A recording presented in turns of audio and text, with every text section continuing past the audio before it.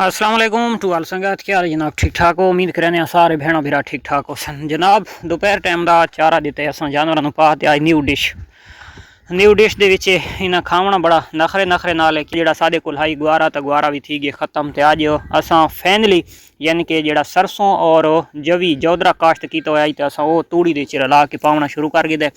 अज पहली दिहाड़े तो इन्हों दे थोड़े थोड़े नखरे ये खानियां पईयां लेकिन नखरे दे नाल ते इंशाअल्लाह इसनूं खासन। नैक्सट टाइम इस दे विच जनाब चौकर ते और गंदम दा दलिया वो असां जनाब अपने कोलों बना के तैयार कर गए सां। तो जिस टाइम इन्हों पहले पा छोड़ा करे सूँ तो खा गिदा करे सन, जो बच गया करे सी तो उस उत्ते चौकर दोबारा पाया गया करे सी। ये नहीं जो चारा पा के फौरन चौकर तो नहीं, ऐसा नहीं करना वा। जानवर जड़ा पहले पहले तो खा गिंदे वा, बाद काफ़ी सारा बचा के रखेंदा चा। पहले जानवर नूं पेट भर के खावन देवना तो उस तो बाद नैक्सट टाइम, क्योंकि सारे कोल जड़ा बंदा है तो ज़रा न्यू है उस सवेरे टाइम इन्हों खुरलियां भर छोड़ियां बहुत ज़्यादा अवर पा छोड़ाई मिसा तो मिसा अवर पावन की वजह तो हुण मैं खुरलियां तो साफ करवा के दियां, लेकिन जड़ा ना इस वजह तो ये नखरे दे विच हैं तो ये शौक नाल नहीं खानियां पईयां। ये उसकी जनाब जिंदगी की पहली झोली आई जी भेड़ बकरी नूं उस पावनी आई तो इस दे विच ज़रा भूसा ज़्यादा किया उस दे विच थोड़ा जिहा कम इस्तेमाल करवाए। उस खुरली दी खावन तो लगियां खलोतियां नीदू वाला छोड़ गई। तो ये सर्दियों के विच खासकर ऐसे छोटे मोटे सैटअप छोटे छोटे मोड आते रहते हैं।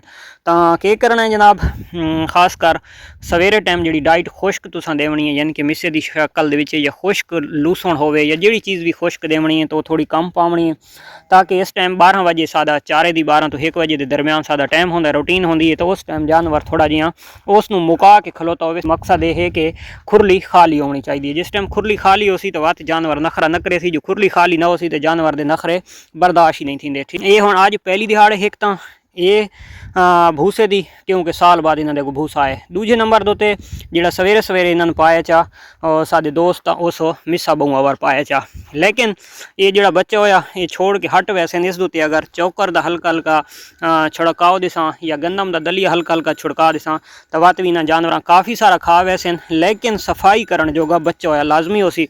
चलो वो ही सानू नुकसान नहीं देंदा। ये देखना ये इस वजह तो आँदी पई है या दूजियां जड़ियाँ आसन इस वजह तो। सादे दोस्त का मैसेज आई भाई भेड़ का दूध बढ़ाने के लिए, भाई भेड़ का दूध उहा होंदा है। हुण सरगोदे वाली भेड़ के तले दी नस्ल दे विच भी इतना मिल्क नहीं है तो उसनू जो मर्जी असां खवाऊं पे उस मिल्क नहीं बढ़ावना। हुण आ वड़दियां देसी दुते या जितनी एक उसकी कंपैसिटी होंदी है उसकी नस्ल की तो उस मिल्क देवना है तो उही उस देवना है। उस दाणा की शक्ल दे विच दाणा भी दे सकते हो और उस तो इलावा वंडा भी दे सकते हो। हुण वंडा जेड़े मैं एक दफ़ा इस्तेमाल किया है, जो बाजारी वंडा है तो बाजारी वंडा मैं बिल्कुल फेल किया है अपन भेड़ों के, क्योंकि बाजारी वंडा इन्हों के खून ना की कोई चीज़ छुड़ेंदा ही नहीं, सारा सुरक वैंदा है। घर दे विच सोयाबीन थी गई, गंदम थी गई, चने का छिलका थी गया, चौकर थी गया, ऐसियां चीज़ां या उन्होंने 3 टाइम अगर चारा भी ठोक के पेट भर के दो तो वत भी जानवर काफ़ी सारा जड़ा उस दे विच जितनी उसकी सलाहियत है मिल्क की तो उतना देंदा है। क्योंकि भेड़ की थ्योरी है कि भेड़ दे विच इतना एक मिल्क होंदा है कि सिर्फ अपने बच्चों को पालन तक महदूद होंदी है।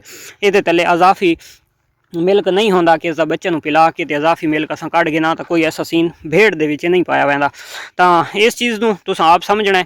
तो मेरा काम है तो सीधी और सच्ची गल दसना, क्योंकि इस दे विच इतना मिल्क नहीं पाया वैंदा भेड़ दे विच। अच्छा दूसरे नंबर दो ते चारा अच्छा पावना जानवरों 3 टाइम पावना है। सुबह टाइम खुश्क चारा देवना है, दोपहर टाइम सब्ज चारे की शक्ल च देवना है तो शाम टाइम वत खुश्क चारा देवना है। छोटा मोटा मौसम चेंजिंग की वजह तो जानवर अपसैट थी सन और जानवर रूह के नाल खासन नहीं तो वहम नहीं करना, टेंशन नहीं गिननी। जानवर नूं मिर्च मिसाला वगैरह लाजमी देवना है। अगर तुहाडे कोल होर कोई चीज़ नहीं है तो सुरख मरचां चावनियां बवर्ची दे विचों बवर्ची खाने चो सुरख मरचां चाह के 1 चमची सुरख मरचां दी 2 चमचियां उस दे विच वाइट नमक मिक्स करके तो तुसां सारे जानवरों चुटकी चुटकी दे छोड़नी है।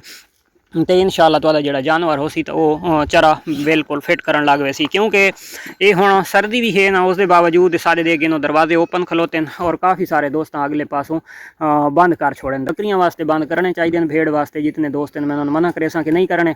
अच्छा सादे हुण काफ़ी सारे जानवर बाहर बांधन, कोई थोड़े जानवर होने जिहड़े अंदर बांधन और खासकर जिहड़ियां सूई हुई भेड़ां जिन्हां दे बच्चे होने तो वो कोशिश करें अंदर बावन की, वरना ज़्यादातर जानवर बाहर बांधन। तो इस वजह तो राती जिहड़ा तो जानवर उत्ते काफ़ी सारी ओस पौंदी है, त्रेड़ भेड़ पौंदी है, ठंड भी होंदी है काफ़ी सारी, असां साल बिस्तरे च पे होंदे ते छोटा मोटा मसला छोटी मोटी प्रॉब्लम बनती है, लेकिन तुसां जानवर नूं उसकी अपनी शौक दिल पसंद जिहड़े रंग दे विच ओह राहना पसंद करेंदे तो तुसां उस चीज़ नूं करना है। तुसां अपने एक दिल की मर्जी नहीं करनी, जियां कि हुण मेरियां भेड़ां अंदर वाड़ के नहीं बांधियां ते मैं आखां जी मैं दरवाजे फिट करके ते शाम वेले सारियां नूं डंडे नाल भजा के अंदर ते अगू बाहरों दरवाज़ा बंद कर छोड़ा, तो बिल्कुल नहीं करना। भेड़ वास्ते की करना जनाब, दरवाज़ा बिल्कुल बंद नहीं करना, इन्हों ऑक्सीजन बंद नहीं करना, क्योंकि तुहाडी भेड़ दे विच एक प्रॉब्लम बन वैसी, एक नंबर ते पहले नंबर ते बीमारियां वध वैसे, दूसरे नंबर ते नक दा रेशा अजाफी हर टाइम नक तरका हो सी रेशे दे नाल, और तीसरे नंबर ते उस जानवर नूं जिहड़ी सब तो वड्डी बीमारी लग सी तो उसदे जिस्म दे वाल झड़न लग वैसे, तो जिस्म दे वाल जिस टाइम झड़न लग वैंदे ते जानवर बड़ा अजीबो गरीब हालत दे विच थी वैंदा,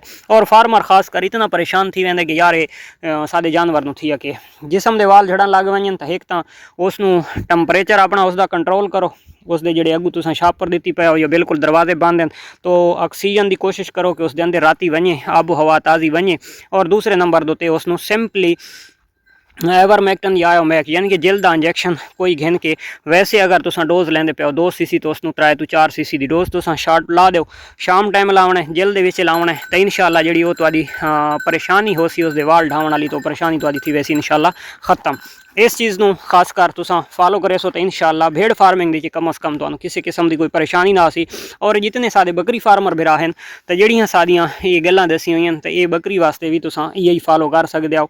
बकरी नूं सिर्फ तुसां सर्दियों दे विच, मैं तो भाई बकरियां दा शौक कीते तो मैं वत भी उन्हां दा दरवाज़ा बंद ना करेंदा, और बकरी जिस टाइम खास कर आज़ाद होवे तो जिथे बावना पसंद करे तो उसनूं बावण दिता करो, क्योंकि जानवर दे अंदर जिले शाम टाइम अच्छी डाइट गई हुई होवे, जानवर पेट भर के खादा होवे तो जानवर कदा वास्ते बांधा अंदर टंपरेचर वाली जहाद उत्ते, जिस टाइम जानवर दे अंदर सावा हो सी, खुश्क चारा ना हो सी, ओहदी सेहत पूरी हो सी ते वो जानवर इस वजह तो वो डिस्टर्ब थी सी ते वो छोटा मोटा बीमार भी थी सी। और खास कर जेडे बकरी फार्मर हैं उन्होंने वास्ते कोशिश तो करो, भेड़ वास्ते भी जगह खुश्क होनी चाहिए, लेकिन बकरी वास्ते तुसां कोशिश करनी है कि सर्दियों के अपनी जगह लाजमी खुश्क रखनी है, क्योंकि सर्दियों के सब्ज़ चारा काफ़ी होंगे, सब्ज़ चारा खाने की वजह से उन्होंने छोटा पेशाब बहुत ज़्यादा करनी है। और खास कर सारे कोई ऐसे दोस्त भी होने कि वो आदन यार वो तो पता नहीं क्या कर देता नहीं, तो खैर उन्हें छोटा पेशाब भी करना है तो कोशिश करो उन्होंने पानी भी ज़्यादा तो ज़्यादा पिलाओ। और ख़ास कर जड़ा ना अंदर गर्म करने वास्ते ये रेत जड़ी है तो रेत नहीं पावनी, कोशिश करना है जी तुहाडी निकली हुई आहल होंदी है ना तो बरीक थी हुई जी मिसा भूसा वगैरह ये जी कचरा हो सी तो ये बिल्कुल खुश्क होंदी है, तो ये जी चीज़ तुसां पैसो तो बड़ी गर्म होंदी है। जी रेत अगर काफ़ी सारे फार्मर दोस्त रेत बिल्कुल कक्की मंगवा के, ठीक है रेत छोटा पेशाब या पानी वगैरह तो चूस वेंदी है, लेकिन रेत की एक थ्योरी है कि रेत जिस टाइम ठंड होंदी है तो ठर वेंदी है, ठीक है जी इन्हां दी बरीक आली हो सी तो वो ठरदी नहीं, वो गर्म ही रहिंदी है। तो गर्म रावण के नाल जानवर नूं टंपरेचर मिलता है, पूरी रात सुख नाल गुजरेंदा तो बिल्कुल बीमारियां तू भी बचा रहा है। तो माशाअल्लाह लग गई भाई, ये मुका वैसे तकरीबन घंटा खान महीना तो थी ना साइड दे तो इंशाअल्लाह मुका वैसे यही आई दी वीडियो मिलते हैं इंशाअल्लाह नेक्स्ट वीडियो, तब तक देखो इजाज़त, अल्लाह हाफिज़।